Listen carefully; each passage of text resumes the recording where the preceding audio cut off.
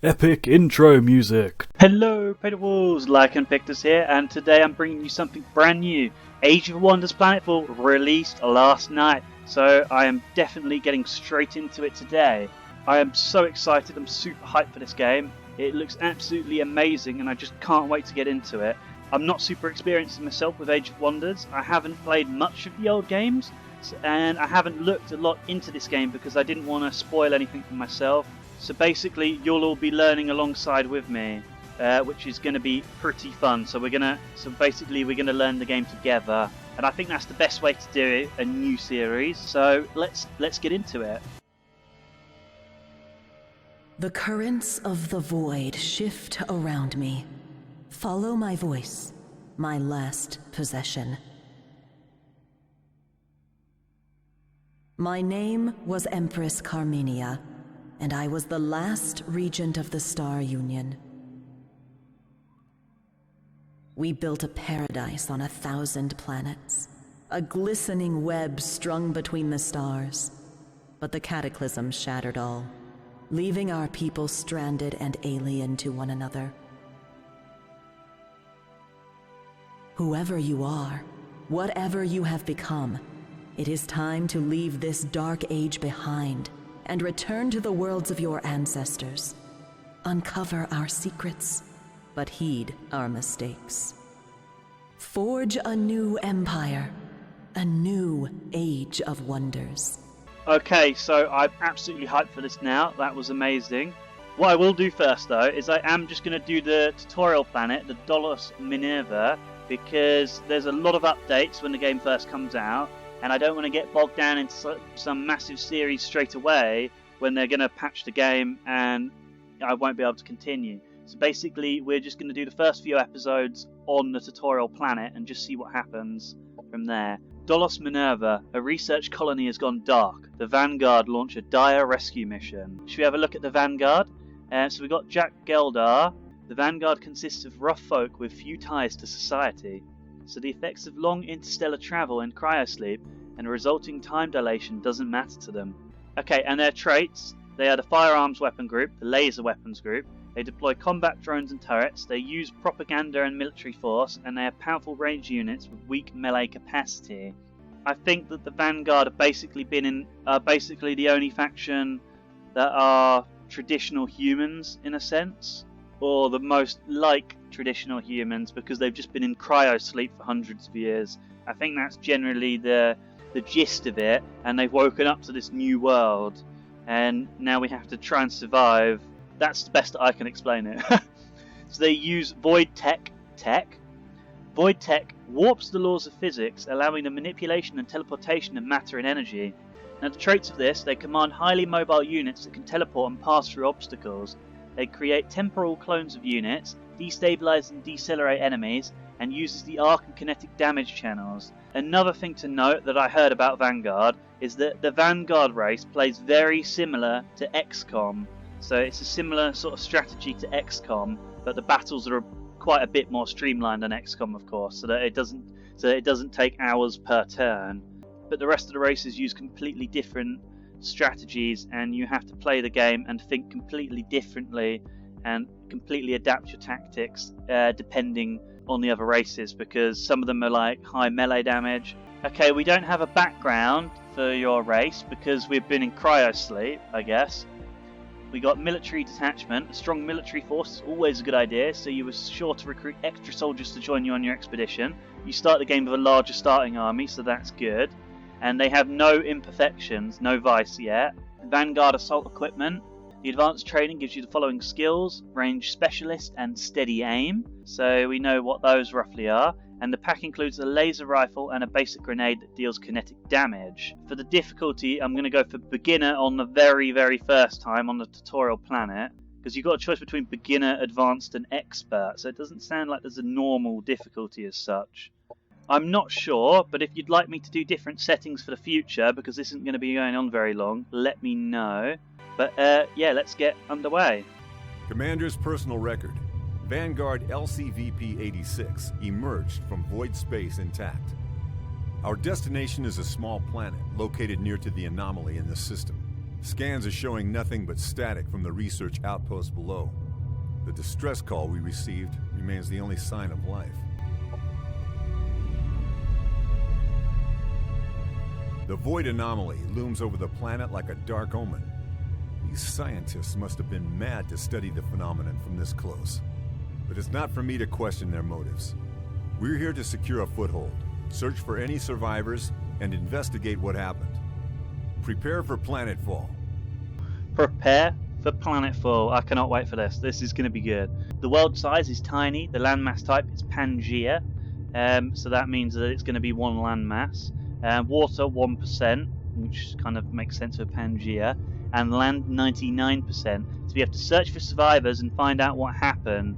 I think this game is epic so far. The only thing I noticed was a little bit of lag on the intro scene, but that was probably completely down to my computer and nothing to do with the actual game.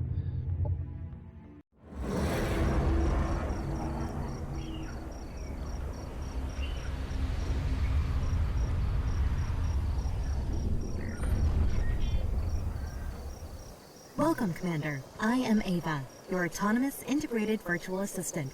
Standard issue for every planetary governor of the Star Union. Planetfall successful, Commander. Powering up the base colony systems.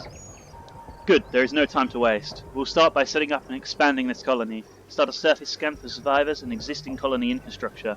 Inform me when our research systems are online. Yes, Commander. Recalibrating sensors and initiating surface scan. A biodome has been located nearby and there are no signs of survivors.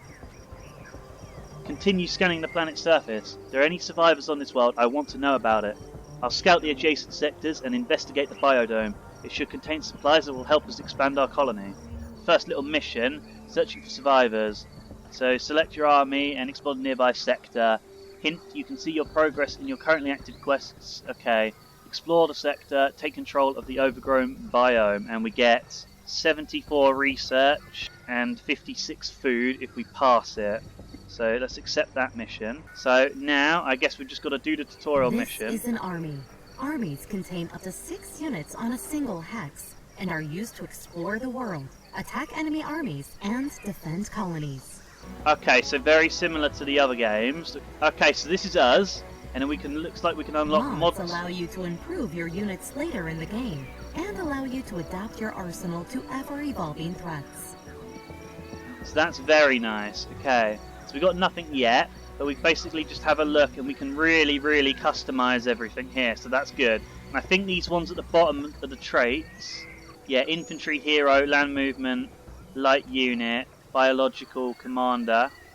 And I think these are the abilities. Steady aim, resurgence, overwatch, mind control, immunity. So overwatch is very much like XCOM. And he's got laser rifle and grenade. And you can level them up with skill points, etc. And then you can have a look at the other units too. So let's have a look at the owl. This is the unit panel, where all the information on a unit can be viewed. Okay, so there's core units, skirmisher units, specialist units, and elite units. So that's good to know. This isn't the owl, it's the assault bike. So you can have a look at each of the units' bios. So I might read this out. In ancient times, our ancestors rode bikes to freedom, claiming virtue in a life to an open road. Ancestral records show leather-clad mobs of two-wheeled ruffians decorating with the flaming skulls of their enemies. Some anthropologists believe that the assault bike captures the instinctive melancholy, without the skulls of course. The old bikes had no laser arrays capable of strafing mobs of enemy invaders, or focusing all power-ups onto a single target.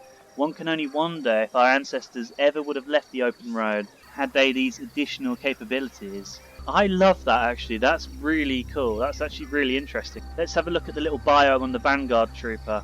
It has been my experience, however, that the deadliest trooper fights not to atone for his past, but to build a better future. For that, Core and the Emperors should be wary. They serve, but never surrender. Okay, so I'm liking this faction already, even though it's the generic one. And let's head all the way over here.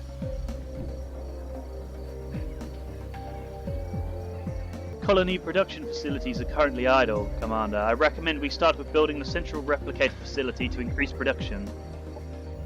So we just had a quick look at these, and they would like us to start with the central replicator facility, and that costs us 100 production. A miniature factory that provides a boost to newly settled colonies' production capabilities. So it gives us plus 15 production a turn, but it costs 100 production. I'm not actually seeing where our current production actually is at the top, because we don't seem to have that orange symbol, but... Okay, so we placed it in the construction queue. Oh, I see, so it needs 100, but we don't spend the 100 straight away. But we get 85 a turn, so it'll probably build it after 2 turns or something. Yeah, and it said, yeah, 2 turns here. Okay, so we figured it out. So now, we can end the turn. Okay, so we've ended the turn. Commander, our laboratories have come online and research is now available. We can now begin researching technologies to unlock new deployments to help us on this planet. Excellent. So what do you suggest we start with, considering our mission parameters? For military research, it's recommended to start with the nanite support to provide our troops with extra protection and unlock battlefield support operations. For society research, it is recommended to start with frontier facilities to unlock basic infrastructure upgrades for our colony.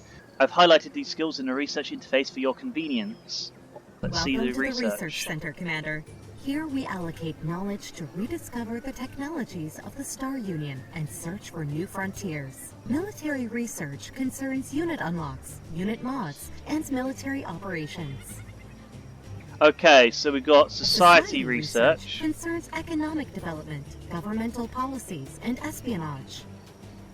So we've got society and military research trees, good to know. They wanted us to pick nanite support, definitely, because that's been highlighted. And the frontier facilities. So we'll pick nanite support first. So we'll research that. And it looks like we can research military and society at the same time, which is very interesting. So we'll research that too. We've done that. We're still waiting for the production for one more turn there. And now I guess we start the fight here. There are no survivors here. It looks like the structure was overrun by critters. We must reclaim this biodome and annex this sector to our colony. This will expand our domain and increase our supplies. We do not have enough colonists to control additional sectors yet, Commander. We will need additional food to allow the colony to grow. Large colonies can sustain more province sectors. I want to establish our foothold here as quickly as possible. We can recover extra food in the overgrown biome after we clear out the wildlife. Clearing out the wildlife, okay. So let's go. This will be the first battle. We engage the Marauder Guard. Can we have a quick look? The Hopperhound Manhunter and the Mega Beetle Baby. I like the sound of that, and we can have a look at them. Have a look at that. So I might read out the bio for the first time we encounter each enemy, but then we'll just get stuck in. I remember the first year in Sundew Valley in the farming colony. The rich soil and favourable climate made life ideal for growing crops. Our community grew strong as we lived our happy lives, one bounteous harvest after the next. We prospered for a decade, spreading out over the valley until something wicked awoke in Hopper Hill. A manhunter, green and covered in spines. Its legs were scythes, leaping across our fields. It cares nothing for our crops, it hungers for the men who cultivate the land. We are its crop. The surrender of Sundew Valley. I love that. It's probably not meant to be, but it's almost like a reference to Stardew Valley, but I'm not sure why they would be referencing... They're referencing Stardew Valley getting overrun by Hopperhound Manhunters. And we'll have a quick look at the Mega Beetle Baby. I wonder if they're better or worse than the other one. They definitely look fantastic. The Mega Beetle Baby. The numbskulls are Terratech, for to use these beetle creatures as beasts of burden for low-tech colonization. Fools. Their specimens were juveniles. These profit-driven middle managers moved to market so fast and with so little scientific oversight. They'd infested hundreds of worlds with insectoid juggernaut offspring before realizing their mistake. All because anything that's alien sells.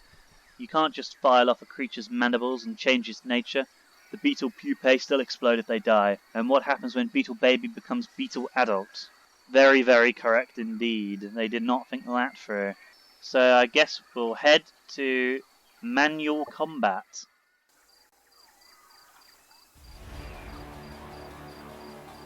The battle has started, Commander. The defending army always gets to act first, followed by the attackers. Okay, so the defending army always goes first. That's good to know. And we're going to have to learn how to do these battles. So we've got the enemies over here. So let's try and move them this way. if we go behind and hit this cover, the chance to get hit is halved when attacked through cover. Now, there's one key thing that I'm not sure about. I don't know if the action points are consumed by the moving as well, or the movement points are separate to the action points, so we're about to find out. So let's move all the way up here. A friendly unit has moved into cover. Cover protects the units by making it harder for enemies to hit them with abilities. Cover is directional and only protects against attacks if it is between the targeted unit and the enemy. Okay, well that makes sense. That's good to know. So we can move again, but we don't want to move again. Maybe I will just move the units Commanders first. and heroes are some of the strongest units in any army, capable of wielding a variety of powerful weapons and even piloting vehicles. They level up as they gain experience, allowing them to unlock new abilities and buffs. Okay, so we'll move the commander up to here. I'm just going to move all the units into cover for now.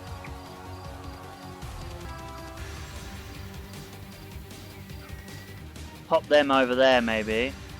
I'm not sure if the bike needs to go into cover like the rest of them, but we'll pop it into cover anyway while we're learning. And we'll just leave this guy behind this cover here. So we moved them all. I might just pop everyone into Overwatch right now, because I don't think we can actually hit anyone in the range. Some units with ranged attacks can enter Overwatch. While in Overwatch mode, the unit will have a red eye icon above its head. This unit will fire its primary ranged attack at any enemy unit that moves or uses an ability on a hex within this unit's field of view. Okay, so I think I'm just going to put everything into the Overwatch, yeah. So we have to click Overwatch, and then we have to select which route, so I'm going to do that way. And we'll pop them into Overwatch, not that we'll need that guy in Overwatch, because he's too far back. Well, that is interesting. I'll still leave them in Overwatch and just see what happens. This one is the one that's going to fire first by the looks of it. So that's the most important one. So we'll end the turn and see what they do.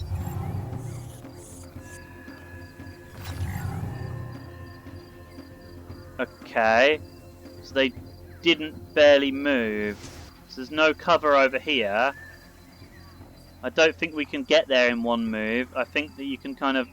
I don't see why I would want to be honest.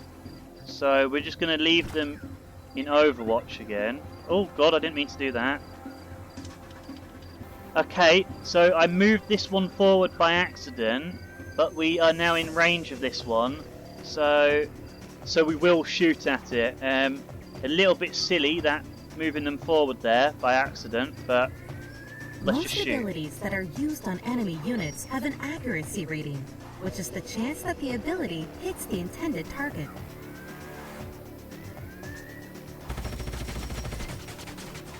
Okay, so we got a graze, that's better than nothing. So they're just out of range of us, but we will leave them in Overwatch. Did we leave him in Overwatch already? We did. So he's almost a little bit useless there, but I might push the bike up a little bit. See if we can do anything with the bike, because we can shoot. Just out of range, but I will wait. Then we'll move this guy here, and then put him in Overwatch too.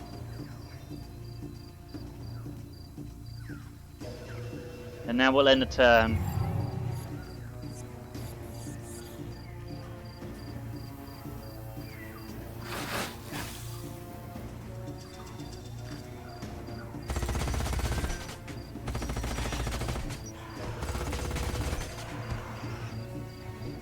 A unit has been staggered, causing it to lose an action point.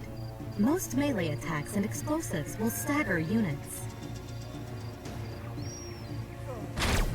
Enemy down. Okay, nice one, nice one. On Overwatch, the troopers killed 2 of the hoppers, and the hero killed the last one. But because we moved him out of cover by accident, he got a bit annihilated by that one that jumped him. They spat poison at him, and then the hoppers launched themselves at him. However, we now have a 75% chance to hit these guys, so we're just going to shoot them with what we've got left.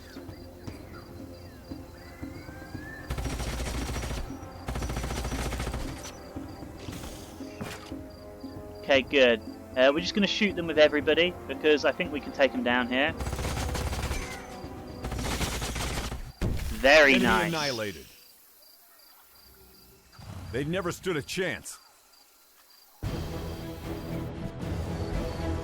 Very nice indeed. It's just a shame that we took a little bit of damage on that trooper there, because we were careless. Well, we basically pressed the wrong button and just moved him out by accident, but very nice. Please remember to like, comment and subscribe, and remember you can always follow me on Twitter and Instagram